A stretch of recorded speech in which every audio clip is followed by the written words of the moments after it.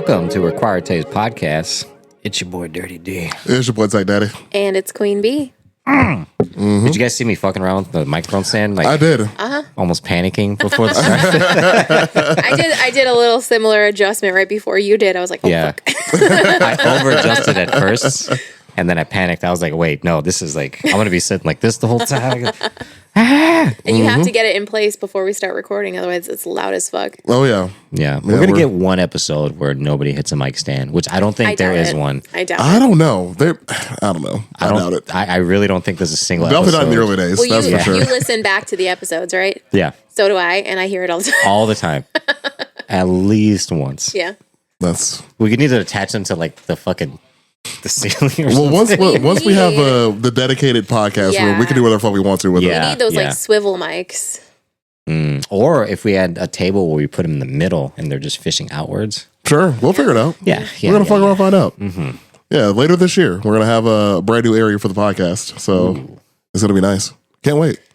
Excited. Oh, there's numerous reasons why I'm excited about this, but yes, it's going to be great. It's going to be great.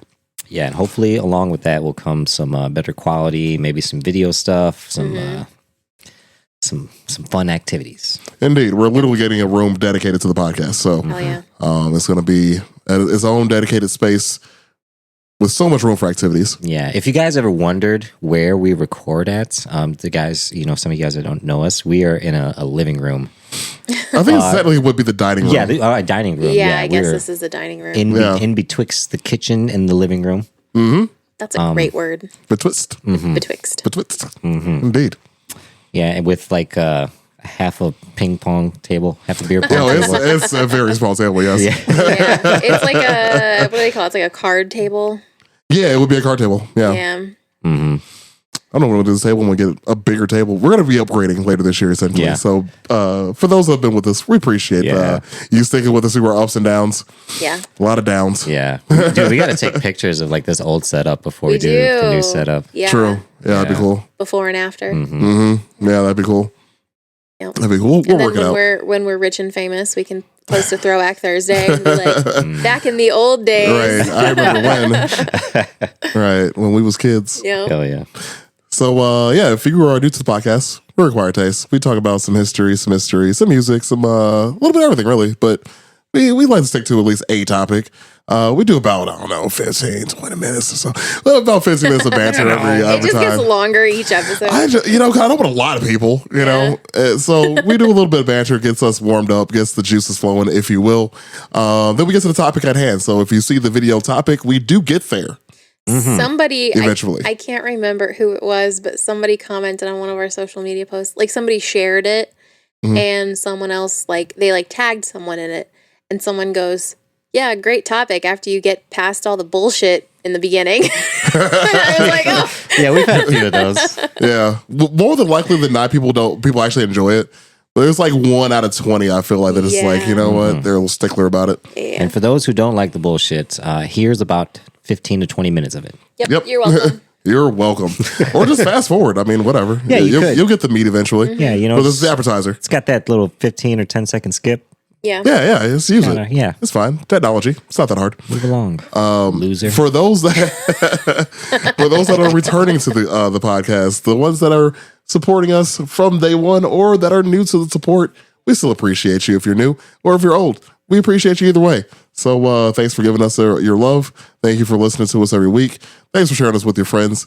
Hope you've had a great day. Your butt looks nice. Stay hydrated.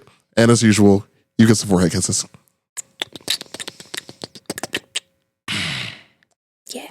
We hope that you've had a great day. Because you deserve it. I hope that brings unlike Aaron today. Today can kiss my entire ass. Like the blackest, darkest part of my crevice they can kiss. Like that part that hasn't seen light. Yeah.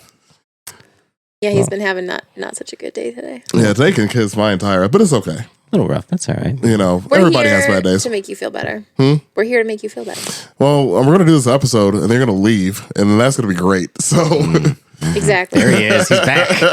He's back. Yep. Right. there's that. Hell yeah. Can't wait to sit back on my couch. I might go to the gym later tonight. Who knows? But anyways, late night gym sessions have been so key. Dude, I've been going to the gym at like 10. It's very weird Really? there. Yeah. It gets real strange. No shit. Like that late at night, you know who's there, man. Real dedication. Same. That 6 to 8 used people. to that used to be the time that I went with Melina Oh yeah, because she used to take me with her as her like +1 to Planet Fitness yeah. until one time a guy like followed her out to her car and she's like, I'm never going back there again. Oh no, Yeah. that's just not right. I'm there at 4 p.m. Monday through Friday, pretty much. And then on weekends, I usually go in the morning. Yeah, weekends I usually go like early afternoon just to get it out of the way. You know, get the day going, get the juices flowing, if you will. So normally we start this podcast off with a question. Usually Deej has a question for us. Not today though. Yeah. Today I think I'm going to sprinkle it in during the episode because it would make sense more. Yeah. Sure. Yeah. This topic, the topic of our banter today, the internet blessed us with this one. Undefeated. Today. Undefeated. This is a precious little nugget of internet that we're so excited about. It might be a few nuggets, really. Yeah, I say it all the time, but the internet is a godless place. And it is just consistently being proven over and over and over again. What makes it better is like because people like that listen to podcasts know like my beef with the French. Except for one thing, I'll give the French credit when it comes to their government and how they hate their government. I love them. They do such a great job. That nobody revolts like French. Nobody does. No No. fucking way. So for example, The French will burn their own city to the ground before they conform to their government. That's not all though. and they will. Yeah. I mean, like the last time that the French were in the news for something with their government was I can't remember what exactly happened. Was it the It retirement was age the thing? retirement age thing. I Oh, think. was that when they were putting manure on the steps of? I thought it was a farmer's thing. Farmers. Oh, the farmers thing. Yeah. Yeah. Yeah, where they were Okay. dumping manure Yeah, on the yeah, steps yeah. of, Yup, they of sure government buildings. This story is similar. Hell yeah. So, for those that pay attention to the Olympics, you will know that the Olympics are going to be in Paris this year.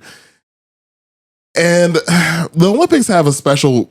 The Olympics cause governments to do really stupid shit. Yeah. Usually building large facilities that would never be used again. Yeah. Spending shit tons of taxpayers' monies on Lot stuff that of would money. just never be used. Like billions of dollars. They like lose their minds and just dump every cent they have into like the most dumbest bullshit for no reason. Exactly. So here is another example of that. Yeah.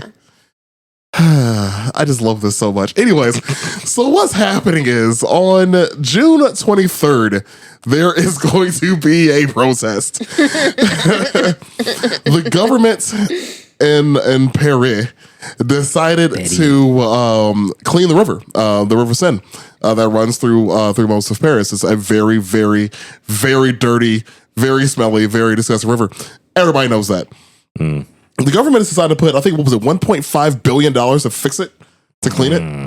And in order to show that the river itself is clean, I believe was the governor and the president, something like that, are going to go swimming in the river to prove how The clean. governor and the prime minister. The prime minister, yeah, that's what it was. Yeah, are going to go swimming in the river. It's like Obama fucking like, can I get a glass of water? Like, what do you think? He went to fucking Detroit. And he's Oh, jeez. and he's like, this So water's Flint. not dirty. Can I get a glass of water? Oh, Flint. Yeah, that's Flint, what it was. Michigan. Yeah, Flint, Michigan, yeah. Which is still fucked up, by the way. That's just saying. Anyways, Jeez. yeah, I know, That's right? a whole nother thing. That's a whole nother issue. Thanks, America. Anywho, so this one, again, back to Paris. So the people, again, being pissed off that the government's just now fixing their river issue, which, again, they've been living with forever. They are deciding to... Well, I mean, there's no real good way to say it. They're going to take a shit in the river. Yeah, they're declaring a national day to shit in the river. I want to try to pronounce it. I wish I could, because the hashtag is trending and it's hilarious to me. It's Je suis dans l'océan le 23. I'll say the American. Yeah. Queen. Which means Wonderful. I poop in the scene on June 23rd.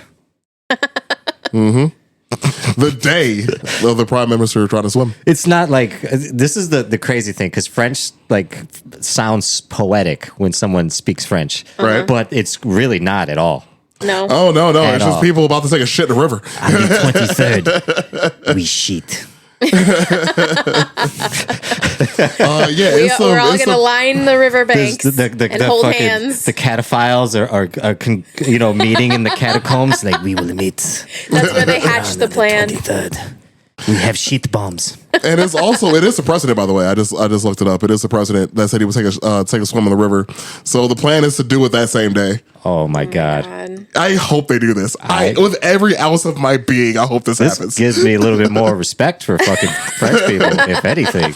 Right? Like, I will take back, no, I won't. But like, I will take back half of what I said. The French Canadians can still kiss my ass. But like, French Canadians are like an entirely different nationality. True. Yeah. The worst one. Yeah. You're faking both of it. Yes, That's what's exactly. happening. You're neither is what it is. Yeah, President Emmanuel intends to swim in the river Seine to prove that it is clean and safe, because apparently they plan on using part of the river for the Olympics. So they're going to clean it, obviously, for that. Again, this is just the government again doing what the government does best: spend your fucking money. French people, they spend your money to make themselves look better. And it's real cute how they could do it for the Olympics, but they couldn't do it for like their citizens. Right. The fact that this is picking up steam like heavily is just amazing. Amazing. Like, what should we do something like this to get fucking some followers? I'm not going to jail like that, dude. I'm not going to jail like that, first and foremost. That and the Chicago River area is not that dirty. Let's rally all of our 11 Patreon subscribers. I know two of them that would be down. Yeah. Yeah. Yep. Definitely two of them that would be down. Yeah, hell yeah. You know who you are. Like, I always go back to the South Park movie, the French kid in that movie. That's like whenever I'm doing a French accent, it's him. It's that little revolting son of a... He revolted out of his own mother's womb. It was amazing. But this is like what I picture, like him underground. Like, he has like a bunch of fucking French people with him. We will gather all your poop bags. They lay out like a map of the river. It's just a river. We have wet wipes and bottles of water. Everybody, eat as many beans as you can. And on that day, Taco Bell had record sales. Chocolate baguettes. At midnight, we shit. So apparently, swimming in that river has been banned since 1923. By the way, it's probably where the smell of the whole fucking all of Paris comes from. That'll tell you anything. Yeah. But now, because again, 2024 Olympics are coming, they're gonna fix it. After the catacomb and that catacombs episode, we found out about all the fucking dead bodies. They just keep stacking. Yeah, I imagine it smells pretty fucking rancid. Yeah, you know, that's like one thing I've consistently heard about Paris is that it just smells like absolute ass. Yeah, see, I would love to go to Paris, but that's going to be hard to get over. Well, they're going to clean the river apparently, and then poop in it. Maybe they're just going to like spray a bunch of Febreze all over the city. I mean, because if the smell of cigarette smoke can't cover it, what really can at that point? The smell of revolution. Oh man, it's just so sad that the water's been polluted that badly and now it's just being fixed. It's just. As I said earlier, it's like when you've got company coming over and your mom is like, "We need to clean this house." Yeah, and you're like, "Okay, that's thanks, Mom. Yeah. We've been living in filth this whole time, but okay." Right. Jeez. Oh shit. That also reminded me of like whenever as a dude when like a girl's about to come over and we clean up before they get here. Yeah. Like nobody will clean a house faster than a man about to get laid. Like that is the truth.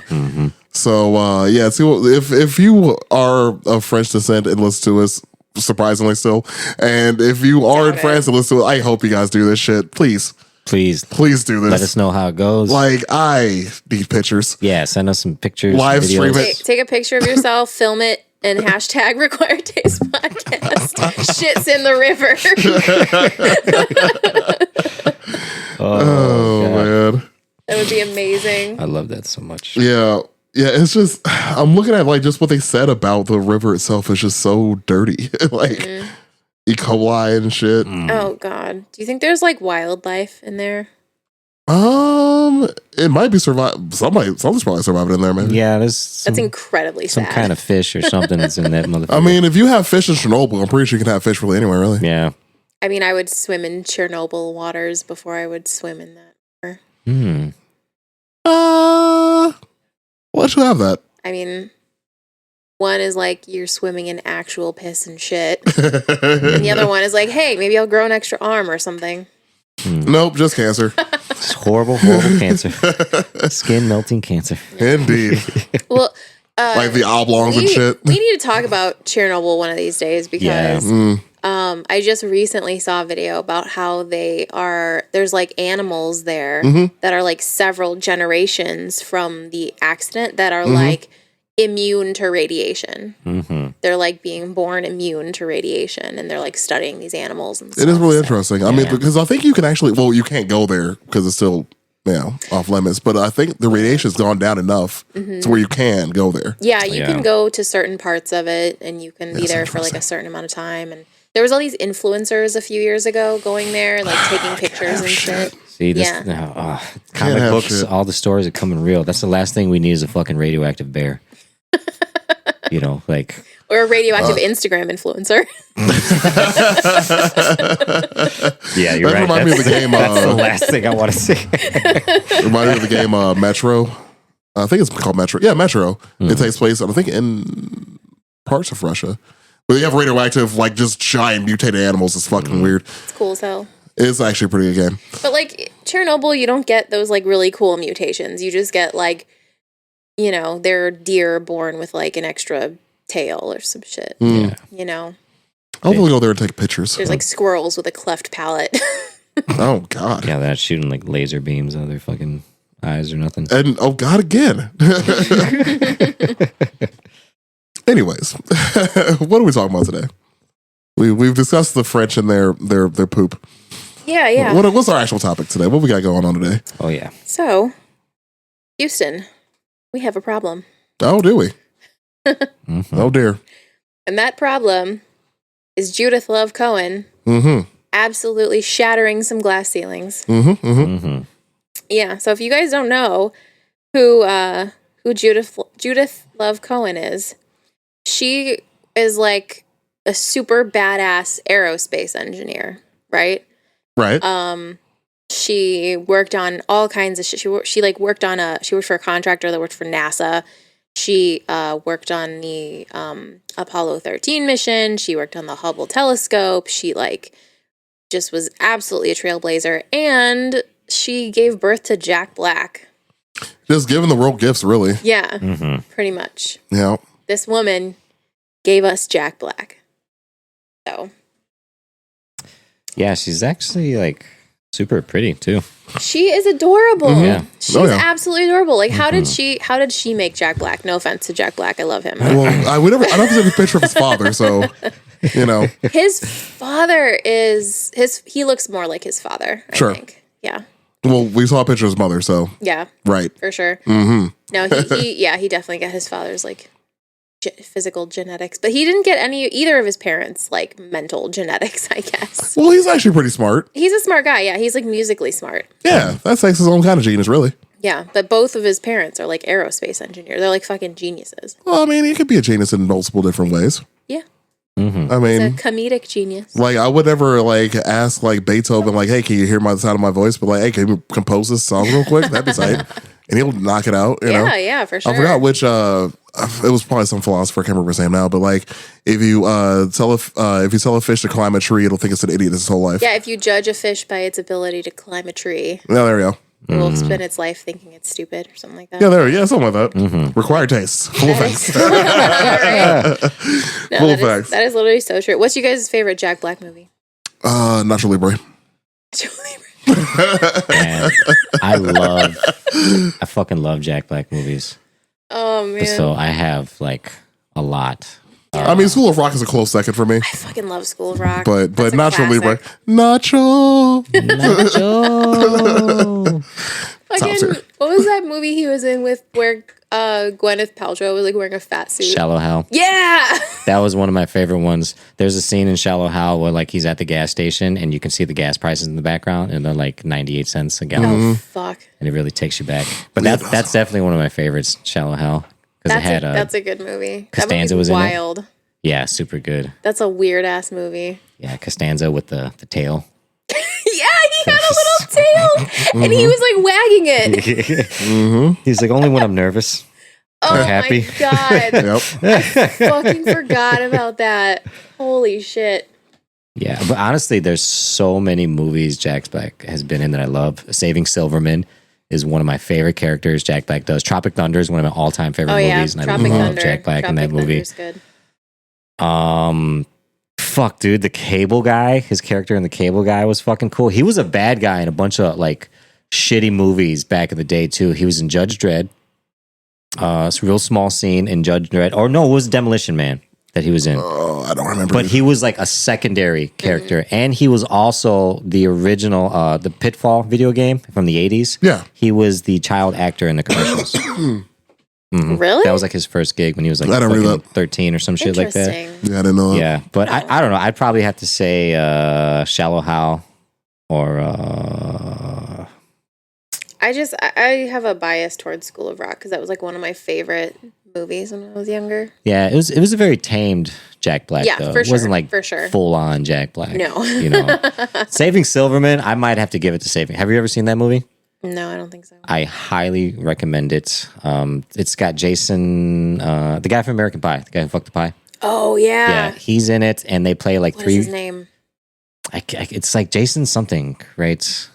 I listened to because he used to be an addict, and like I listened to him on this dopey podcast I listened to, and he's got all kinds of cool stories. Jason Biggs. Jason Biggs, yeah, and it's like these three friends that are in a Neil Diamond cover band. And I love it already. yeah, one of them falls in love with a girl, which is Jason Biggs. So it's Okay. about Jack Black and his friend trying to get him back, Okay. and it's hilarious. You need to watch it like front to beginning because the ending with Yeah. Jack Black does is fucking tremendous. Okay. I'll look into that. Yeah, super good one. He's great. But yeah, So where he came from? his mom, yeah. So, His mama. Judith Love Cohen. She was an aerospace engineer. She was born in 1933, so she was like, she was growing up in a time when women were not like aerospace engineers. You They know? weren't engineers in general. They actually Yeah, they women didn't even take a math class in school. Yeah, Right. Yeah. Women were basically like, you learn enough math to like, I don't know, be able to measure your fucking flour when you're baking a cake, Yeah, and it then was you're all done. home That's ec. pretty much Yeah, home economics, pretty much. Yeah, which is wild too. The thing that how far she came from, even like being in a math class where she was the only girl in like middle school Yeah, to being. One of her quotes is that she went through her bachelor's and master's degrees, her entire bachelor and master's degrees, without meeting one other female engineer. That's adds up. Yeah, Mm-hmm. it's like a Yeah. 0.5% of Well, women that are. That was it. I think it was 0.5. 1%. Yeah, It was less than 1%. It was Yeah, women were engineers at 0.5%. the time, which is still. I mean, even today, if you look at engineering, when I was engineering, when I was at Purdue, I was in engineering school, and I had maybe one woman in the class. Yeah. Yep, it's still- Maybe one woman in the class. But think about how much worse it was back then. Yeah, You know? that's true. Yeah. yeah. There's a story I kept reading that I had on a bunch of sites I found where, like in 5th grade, her like classmates were like paying her to do the yeah. math. But I was like, where do 5th graders get money? Paper routes. They're- You know She's what? trying to- Then milk it's money? the 30s, and they're probably like already smoking cigarettes. Well, the problem is actually, if you look at the time she was born, it was during the Great Depression. Yeah, So this is like that tender moment You're right. between World War I and World War II. Great Depression happened in the 20s. yeah. So we're getting into Great Depression. We have a ban on alcohol. So we have that. Yeah. And then World War II is about to start. Yeah. So, okay, And to add to this too, she's also Jewish. Yeah. So like, that's true. Yeah, a Jew from Brooklyn. Mm-hmm. Fucking amazing. Yeah. hell yeah. Yeah. Love to see it. So she was, she was born in 1933. So when she was in school, it was probably like end of the 30s. Yeah. So like Hitler's being a dick Yeah. Yeah. over there. She's trying to learn some math. She's just over there doing math. And back then, they would like, I remember seeing pictures of people like selling their kids. Oh my Yeah. God, yeah. There's a really famous picture Yeah. of a woman selling her children. And we should talk about that one of these days Yeah. because there is a story behind that picture Oh, and it is really? wild. Oh, shit. Yes, it is absolutely Fuck yeah. like one of the wildest stories I've ever heard. So a little shy. Now this is actually talking about right now. Women in the workforce as far as engineering is less than 15%. Damn. So, I mean, it's better than one. That's how much math I can tell. You know what? But, like, Judy over here probably, paved the way for a lot of those girls. Oh, for sure. Yeah, absolutely. So basically, she made some like huge contributions to one of the things she's most famous for is the Apollo 13 mission. Sure. But when she was young, she was really into math, and it was very uncommon for girls to be into math. She was into she used to, like, her father would teach her geometry and stuff with like an ashtray, right? So he would like go over like geometric principles and stuff, and she was just like, hell yeah, I'm super into this, right? And then the only woman that she ever saw in like a STEM field was her math teacher. So like she was like, all right, I'll be a fucking math teacher. I'll do math. Yeah, right. I'll do math. So she went to school for math, and then she ended up switching her major, I think in her freshman year, to engineering. She did, actually. What's really cool about her going to school for math, too, was that she actually had a full ride scholarship to Brooklyn University, or Brooklyn College for math. So not only was she a woman doing math, she was a woman who got to go to college for free to do math, which is impressive on its own. Yeah, absolutely. But like you did say, like she was a freshman when she decided to switch up her major. So like it was wild, like about that time period in her life too. It was like, think about like, okay, so you're a woman in the field that you're trailblazing at this point. You're dancing ballet.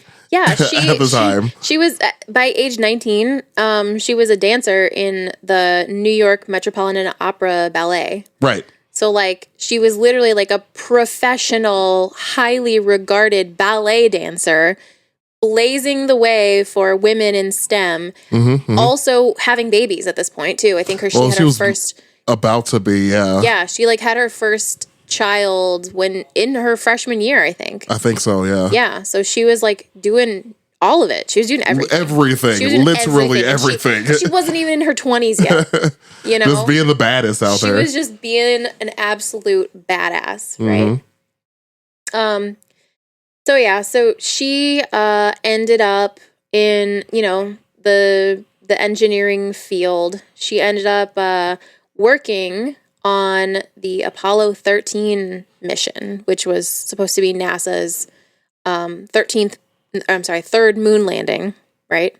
Yeah, yes, it was a third attempt at a moon landing. Right. And coincidentally, it actually was on April 13th. Oh. Apollo 13. Which that's probably not a good idea. See our episode about superstitions. Yes. Yeah, the Apollo 13 one was really big because, like, I think, Kennedy was president at the time during Apollo 13. He was a reason they started well, yeah, going that was direction. The space race was Kennedy's idea, yes. Okay, so yeah, that's but he wasn't alive for them to land on the moon, though. Yeah, so they were His head kind of exploded. Coming soon, an episode about John F. Kennedy. Oh, God damn it.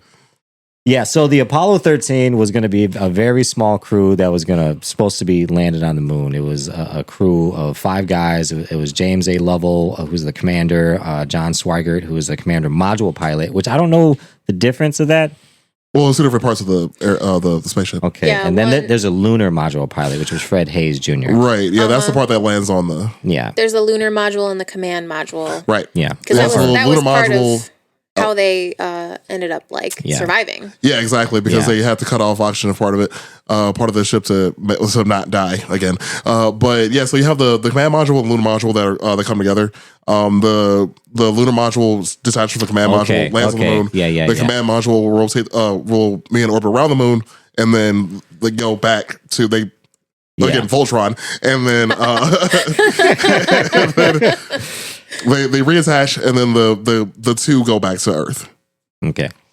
So I'm going to kind of briefly go over Apollo 13. So during, it was only 3 people, not 5 people. Sorry about that. And one of the guys actually that was supposed to be one of the original astronauts on there got the measles, so he didn't go. If you guys, there was a movie made about Apollo 13. It's got Tom Hanks, fucking Bill. Who was it? He was in Twister. Paxton. Yeah. Bill Paxton. I've never been good at actors and actresses' names. You know that. Yeah, I'm pretty good at it. A really killer lineup. The movie was actually really good. Ron Howard wrote the movie. Fucking, I I've said this so many times on the podcast, but I actually met Ron Howard when I was a kid while he was filming that movie, which is why I've watched the movie so many fucking times just because of that fact. But I love the movie anyway. So basically, Kevin Bacon is in it too. Yeah, Kevin Bacon. Oh yeah. Kevin Bacon ends up being the replacement of the guy who was supposed to go. He's like a last minute astronaut, which was kind of one of the problems that was going to happen during, them going to the moon. So they're going to the moon and they have a couple little mishaps on the way there, but then they have one of their oxygen supply tanks basically explode on their way. And they're like, they got a long way to go, So now the primary mission became, instead of them trying to land on the moon, is to get them home.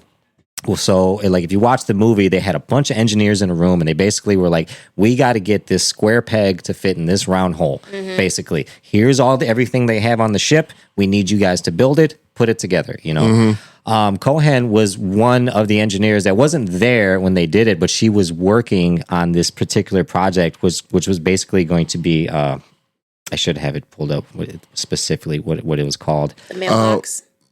It was called the abort guidance. The abort guidance system or whatever. Yeah, the abort guidance system. So what you're talking about was like them using like duct tape and all that stuff. They built this thing called the mailbox, and she was like, she was working on that as well. Yeah, so she was a big part of this because when this happened, they called everybody that was working on the project. They were like, we need the smartest motherfuckers. Help. And, and Cohen happened to be one of them, and she ended up being probably, I don't want to say single-handedly, but most of the reason why they were able to get home safe. Because when they were traveling backwards, basically they were put in a situation where they had enough oxygen for 2 people for 40 hours. And they were supposed to be oxygen for 3 people for like almost double that time. So that's what they had to figure out a way to stop this oxygen from leaking so much. They had to turn off guidance systems, flash them back on to preserve energy because they were going to lose power somewhere along the line and rely on them drifting and gravity kind of pulling them in, So Cohen played a big part in this because she had basically developed the system that guided them home under these conditions. You know? It was like a safety mechanism in case this happened. Yeah, like a fail-safe. It was like a fail-safe. Yeah, and like you say all the time, Brandy, like of course it was a woman who had to made sure yes, exactly. all the boxes were checked. You know, she's like, these men are not going to be out here thinking about what happens if it goes wrong. Yeah. What if they can't breathe? What if they run out of air? Nobody had fucking. It's like, wait a minute. There's a chance. Oh. Yeah. And even when they came back to landing, they had Cohen come out. They did like a big like thank you thing to her with the astronauts and all this other stuff. Really, really cool. And she considers that to be like her like epic. I mean, of course it was. She. For sure. Yeah. That was like the thing that she's known for pretty much, other than giving birth to Jack Black, which when she did do that, she was actually working on, I believe, a different project for work. And she went to the hospital to go give birth to Jack Black. And her boss called her to check up on her and be like, hey, how's it going? And she's like, oh, I figured out the problem. I solved it. And she's like, oh, yeah, I also had a baby. Yeah. Fucking really jarred something loose. I figured this problem out. This math problem I've been working on. Yeah, she literally brought her work to the hospital with her and was like actively giving birth while she was like, solving the world's problems. That's pretty intense. That's fucking intense. I was also going to put in one of the things too about the Apollo 13. One of my favorite documentaries about that was called Apollo 13 to the Edge and Back. It's on Amazon. Cool. If you guys want to watch it. But I think it might be streaming somewhere else too, but I think I saw it on Amazon, I'm pretty sure. But anyways, this is a really good documentary about that. There's also another one, I think, on National Geographic. I cannot find the name of it. But very interesting stuff about literally duct tape saving the day.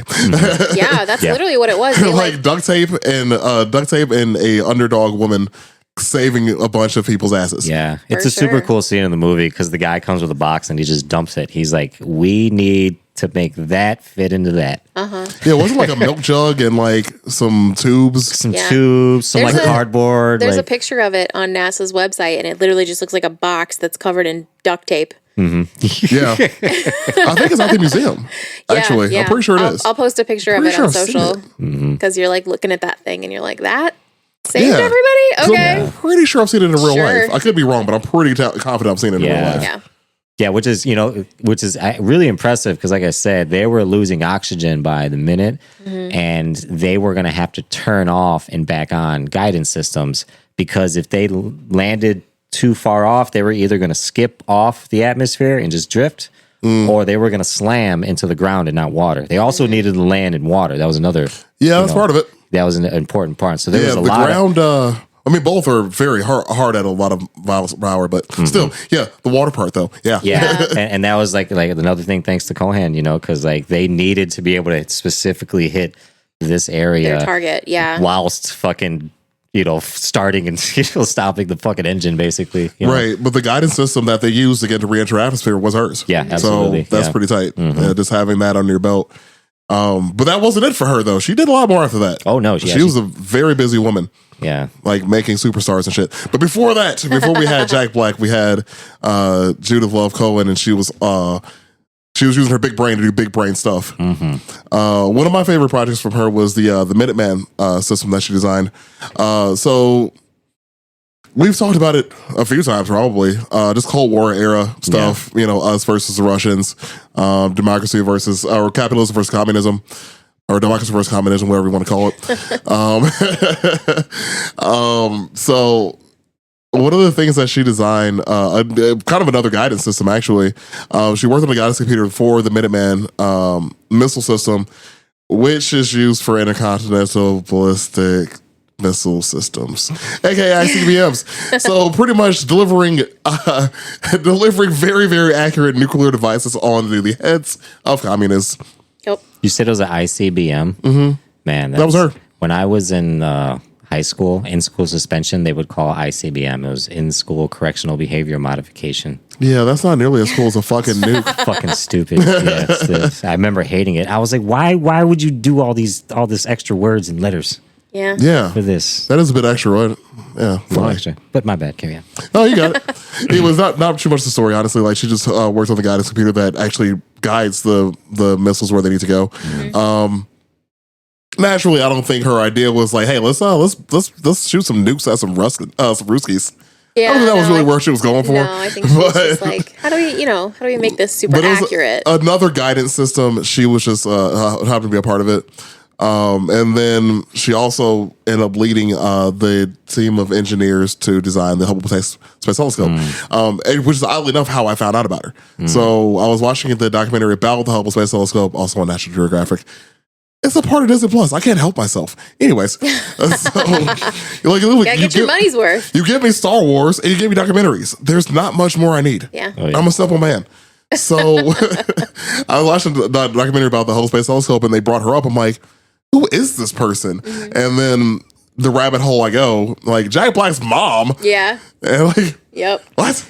Yeah, and it's pretty cool because like I imagine she was just probably just a really open-minded individual, and like Jack Black had problems when he was younger, like in regular school. So they were able to put him in a school that catered to kids who weren't like that, which pretty much propelled him in the direction he needed to be. For sure. She was like, I remember what it's like not fitting into the mold. Yeah.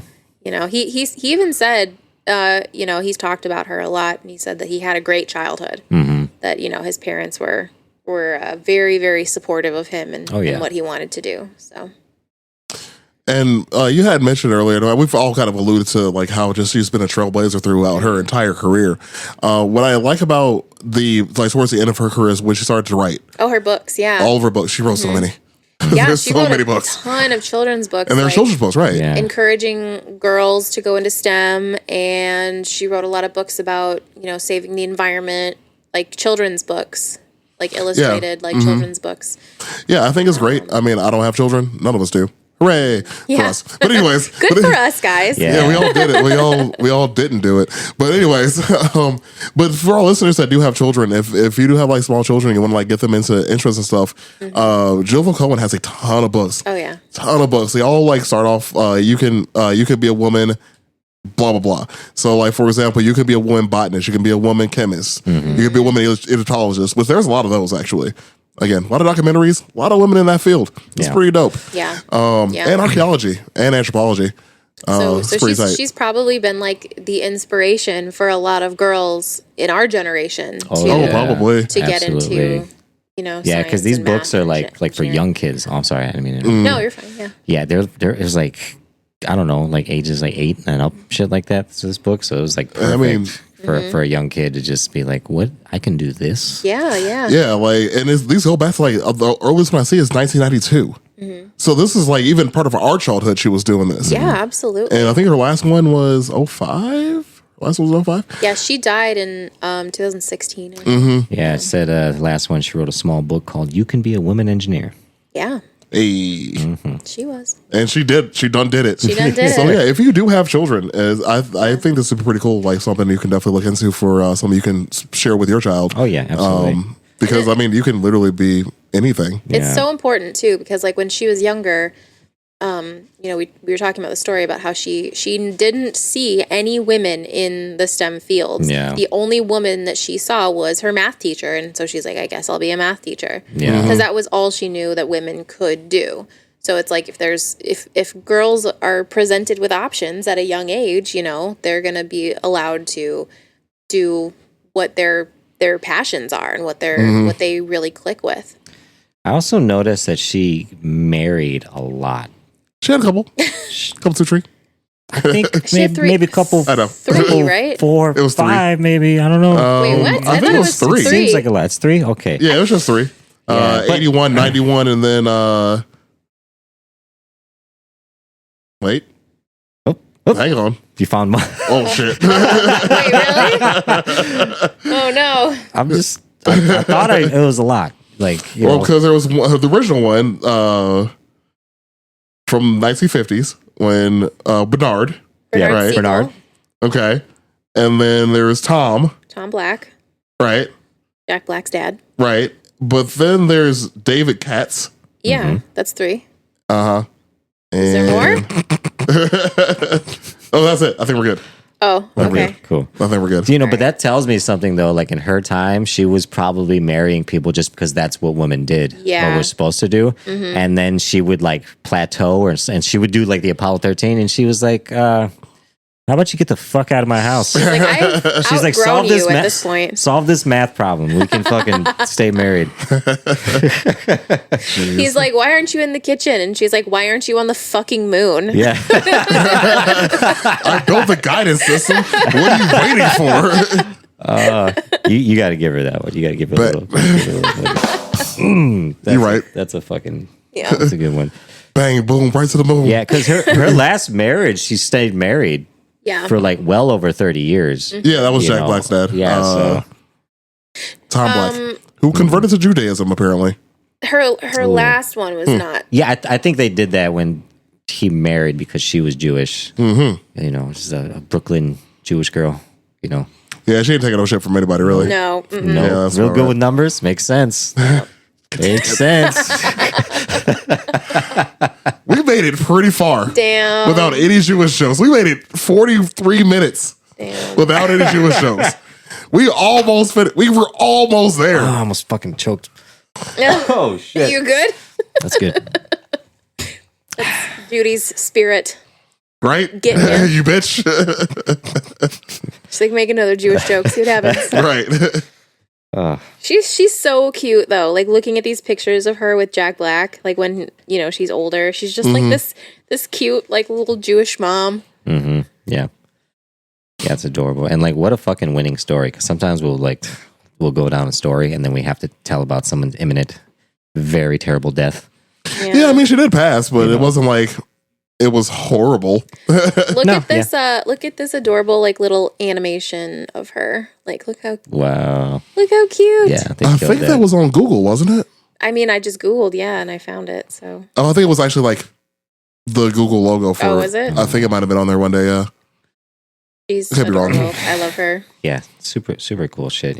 Like all the shit with her, like advocating for women in the workforce, they're writing the books and all that shit. Like, way to do something awesome and then continue to fucking like she built like something that'll be for generations on. Oh, she definitely built bridges for that for sure. And I mean, like, and not just in engineering, which is pretty tight. Yeah. Yep. And you can do it all. You can be a ballet dancer and a mom and an author and an engineer, and as long as you're a genius or whatever. Sure. Yeah. As long as you're good at math. Yeah. Yeah. Very cool. We like her a lot. Indeed. It was a little short one this week, though. Not too crazy, but it's something good. But yeah, actually, an uplifting story for once instead of our usual doom and gloom, horrible endings of our stories. Ben's not yelling at you. Nobody died in this one. Well, so she did die. She did die, in 2016 in like a normal way. But like old age. She wasn't murdered, I guess. Right. She didn't have a horrifically violent death. Right. Yeah. She wasn't beheaded by her brother or anything. Right. Yeah. I mean, stay tuned for more of that. Though. That's pretty much our bread and butter. Yeah. But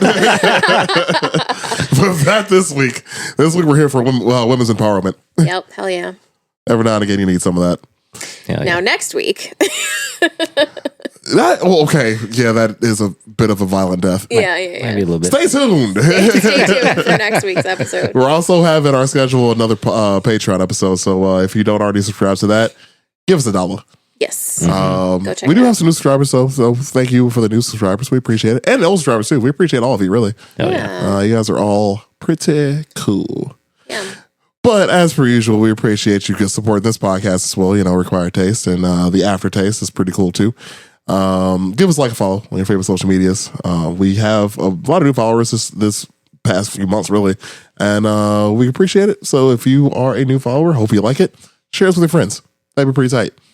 Yeah, if you guys, check us out on Spotify or Apple, whatever you guys are using. If you guys leave a review, write a comment, it helps us out a lot. Yeah, for sure. And the algorithm, just, getting it out there. The more reviews, the better. It also gives us a chance to say hi and interact with you guys, which is cool. Yeah, we do definitely get your opinion, so that's pretty tight. Yeah.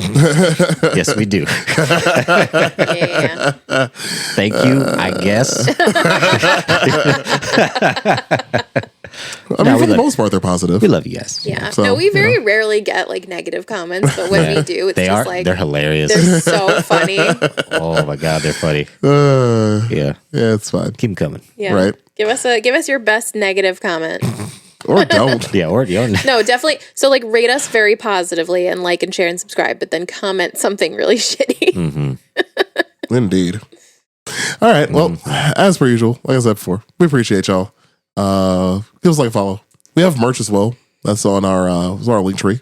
Yep. Yeah, get you a shirt. Yeah, on Etsy. Quality is actually really good on the shirt. Oh, I picked some good. I picked the nice. Yeah, good job. Soft on the skin. Hey, if you know us in person, buy a black required taste T-shirt, and I'll bleach dye it for you.